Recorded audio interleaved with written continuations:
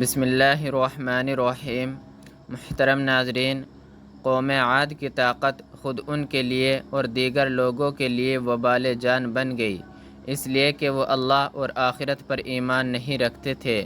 بھلا ظلم سے ان کو کیا چیز روکتی؟ آخر سرکشی سے انہیں کون سی چیز روکتی؟ وہ لوگوں پر ظلم کیوں نہ ڈھائے؟ وہ اپنے سے بڑھ کر کسی کو کچھ نہیں سمجھتے تھے۔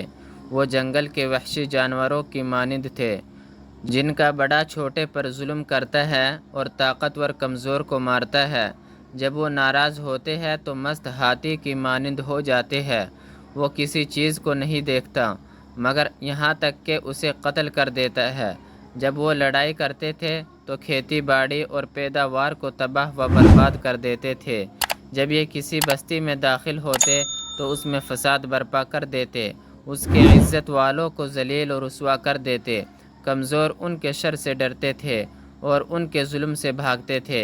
ان کی طاقت خود ان کے لیے اور دیگر لوگوں کے لیے وبال جان بنی ہوئی تھی۔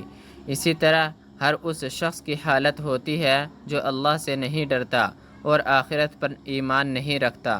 محترم ناظرین، قوم عاد کا کھانے پینے اور کھیل کود کے علاوہ کوئی مشغلہ نہیں تھا۔ وہ ایک دوسرے پر بلند محلات اور کھلے گھر بنانے میں فخر کیا کرتے تھے۔ ان کے مال پانی، مٹی اور پتھر میں ضائع ہو رہے تھے۔ وہ کوئی خالی گھر یا اونچی زمین نہیں دیکھتے تھے مگر یہاں تک کہ اس پر بلند و بالا محل تعمیر کر دیتے۔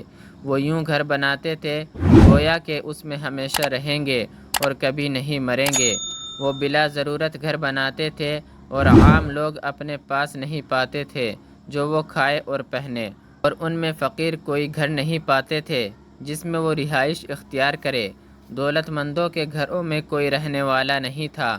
جس نے بھی انہیں اور ان کے محلات کو دیکھا وہ پہچان گیا کہ وہ آخرت پر ایمان نہیں رکھتے تھے۔ محترم ناظرین، اللہ تعالیٰ نے چاہا کہ قوم عاد کی طرف ایک رسول بھیجے۔ اللہ تعالیٰ اپنے بندوں کے لیے کفر کو پسند نہیں کرتے۔ اللہ تعالیٰ زمین میں فساد کو پسند نہیں کرتے۔ عاد اپنی عقل صرف کھانے پینے، کھیل کود اور گھر بنانے میں استعمال کیا کرتے تھے۔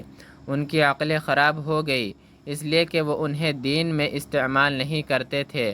قوم عاد دنیا کے بارے میں عقل مند اور دین کے بارے میں کند ذہن تھے۔